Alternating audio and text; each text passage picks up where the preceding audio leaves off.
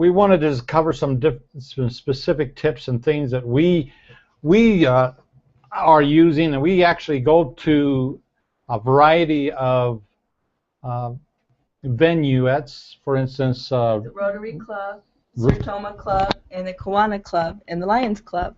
And we go there and we share. It takes about 20 minutes that we share. We have a talk that we share, and it really is, it's based on our new up-and-coming book. Hey, that's backwards. Unlimited You, okay? And I know that's readable. There is a way to flip the image around in this video camera. We'll figure that out next time. But I appreciate every one of you being here, and we're excited to be here with you. And you know, like I said, we'll probably postpone this so we can get a little bit more organized. It was mainly I did have another video chat open, but for some reason or another I closed it. We had all our settings and everything there ready to go. Everything just crashed, and then we had to reboot and start over again. Yeah, our whole actually a modem, online modem, went out while we were starting, so unbelievable. But we're glad you're here and you're helping us make sure that we can get this figured out.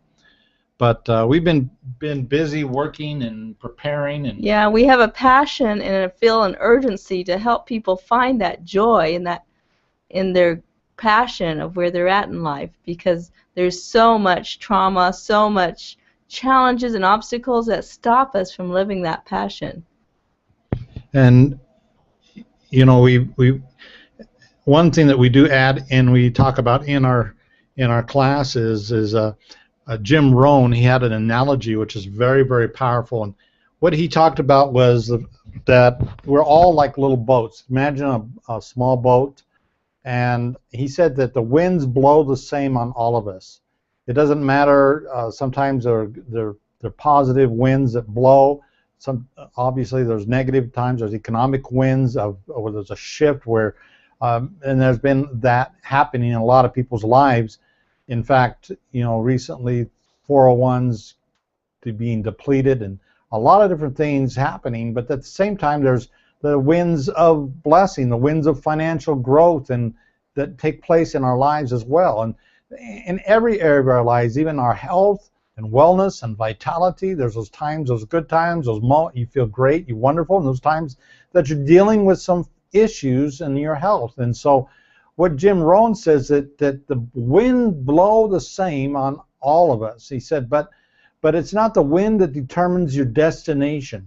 Okay, what he said was so powerful. He said that what determines your destination is the setting of your sail. And so in our classes and what we talk with people about is the setting of the sail is what determines the destination of where you want to go in life. And so in all of our where it concerns our goals, our aspirations, and we help people become more clear about those things so that they can set their sail. And those sails all too often are based upon external things in our world that blow. It's the wind that blows and says, you know, it tries to determine our course for us. But if you know exactly what the direction and the purpose and the design that you were created for, and you begin to set the sail, and Jim Rohn talks about it by having the right philosophies in life. The right philosophies, in other words, having the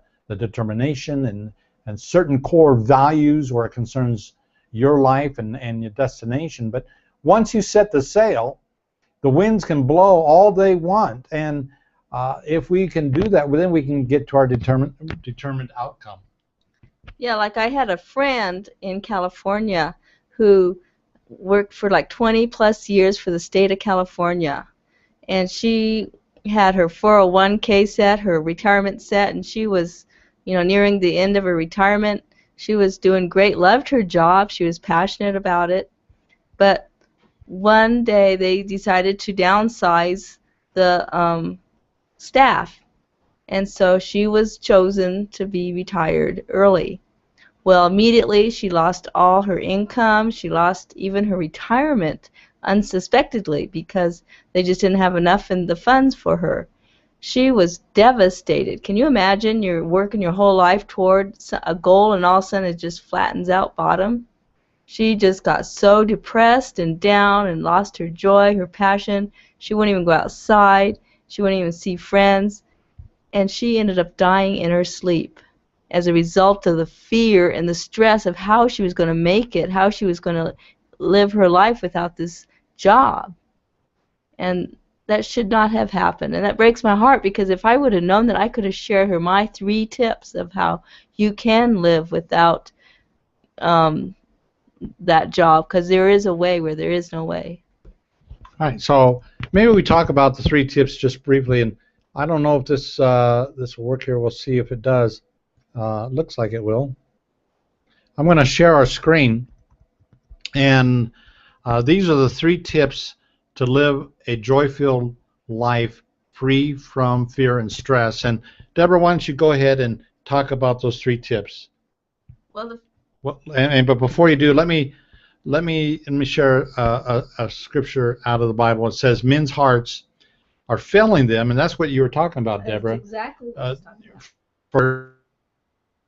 talking about. Of those things which are coming on the earth, for the powers of the heavens will be shaken. And we see this now more than ever before. The economic situations in our life, in our economy has changed drastically, and so we want to do something a little different. We want to be able to do what Luke 21:26 says. It's a very, very powerful passage, but this is just a portion of that. It says, "Be steadfast, unmovable, always abounding in the work of the Lord." And that's so powerful. And we usually, when we're doing our seminars, we don't do this part, scriptures and things in our Rotary clubs and things like that. But we have a little thing that just says, and I have everybody just go right along with me. Be steadfast, unmovable, always abounding in the work of the Lord. Be steadfast, unmovable, or unshakable, always abounding in the work of the Lord. Be steadfast, and that's part of the philosophies of life that you need to hold on to in this journey, where it concerns the directions and where you're putting your heart and what you're building your foundation on.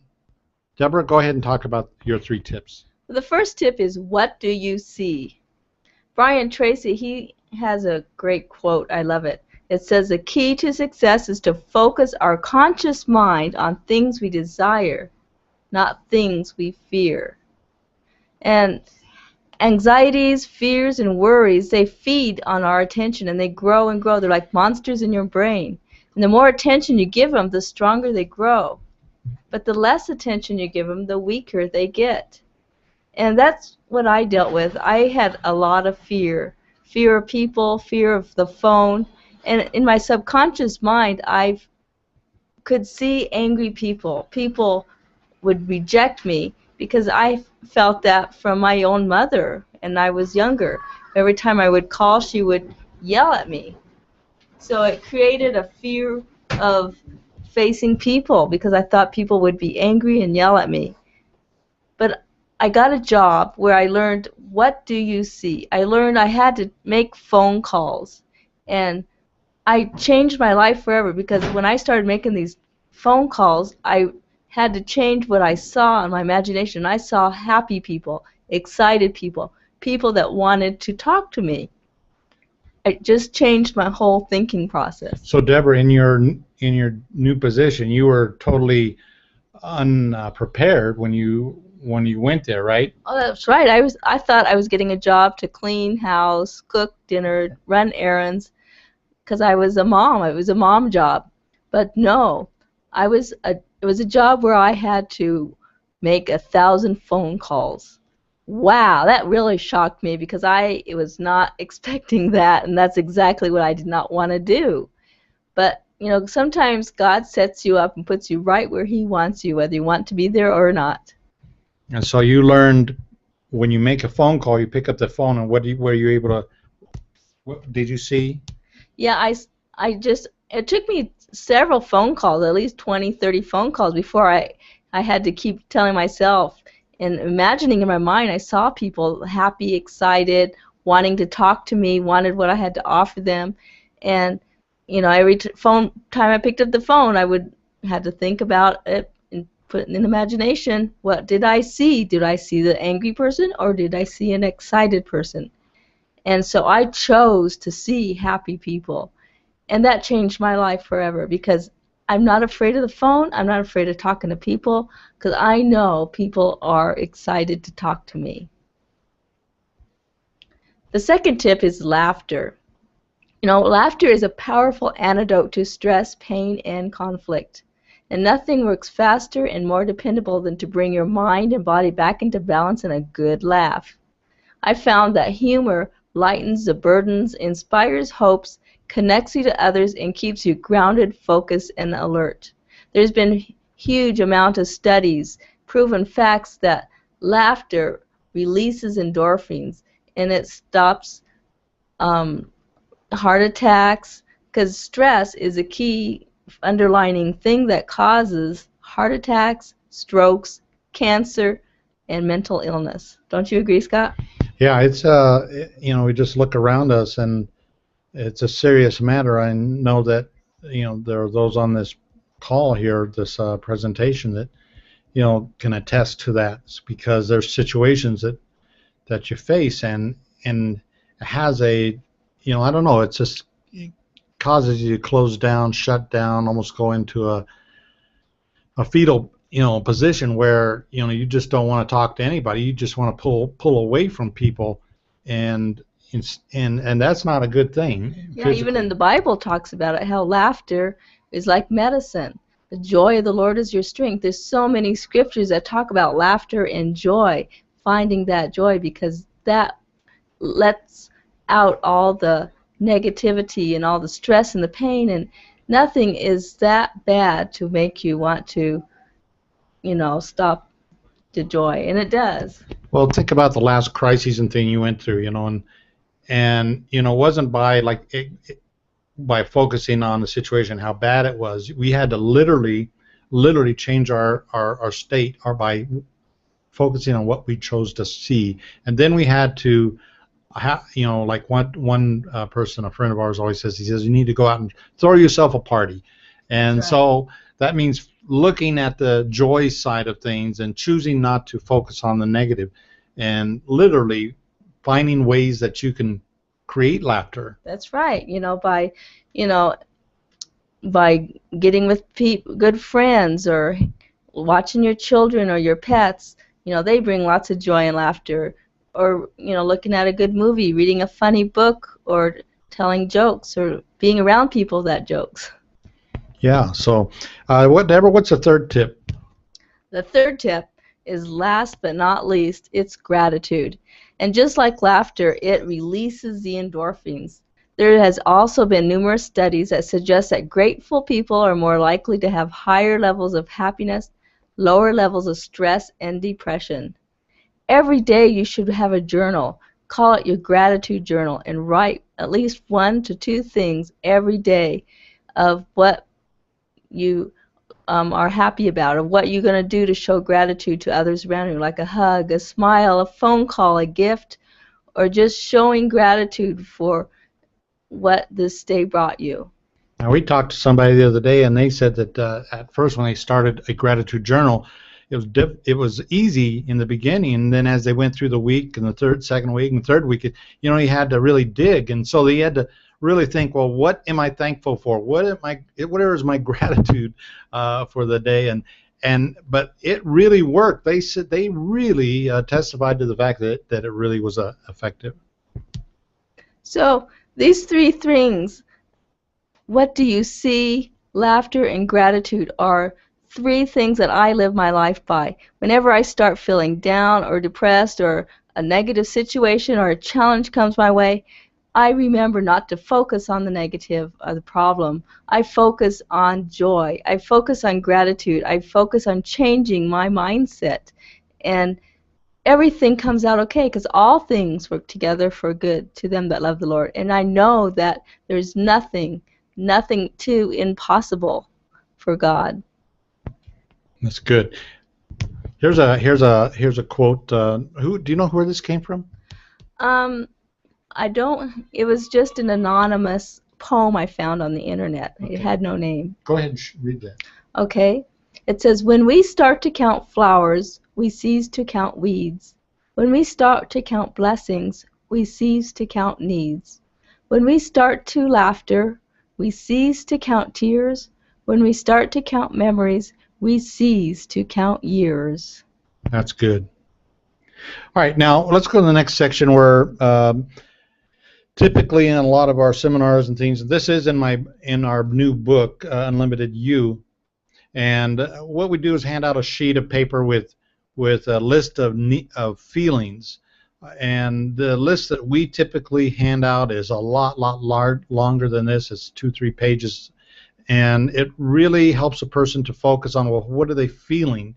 Because a lot of times, there's all these, in any given day, in any given moment, we can have many types of feelings, and so to manage those feelings, we basically in our class, so we have people circle different things and how they feel in that given moment, because you walk into a classroom and you may feel apprehensive, you may be excited, you may be in anticipation. So there's a lot of, just right there is, in one single room, everyone experiencing exactly the same thing.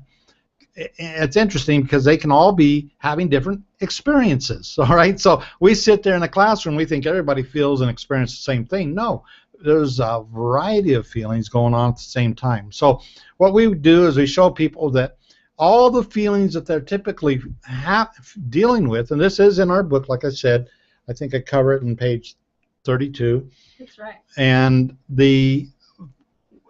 think about it from the moment you wake up. Let's just take just a moment you wake up. Maybe you hear the laughter of a child, and that goes up into, I take all the feelings that you have and positive feelings, and we group them into one emotion called love.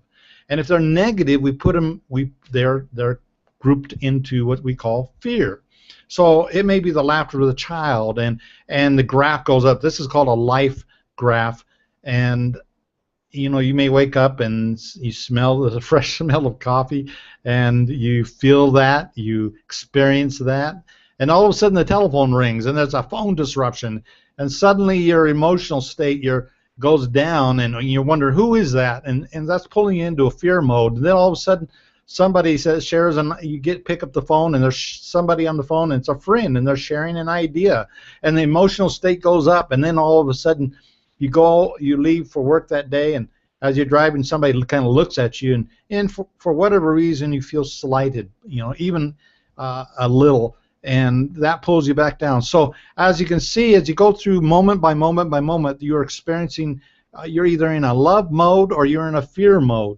And people live their lives based on patterns. And have you ever experienced or seen, anybody that their pattern looks like this? That's pretty sad, isn't it? Yeah, it sure is, and I know people like that as well. And what we want to do is help people live a pattern that's more like that. Yes, and that's how, we all want to be in that graph, but there's the wind blows and you never know what's going to happen. So we have to set the sail. Set the sail. Good. All right. Well, I'm going to go back over to our other camera, and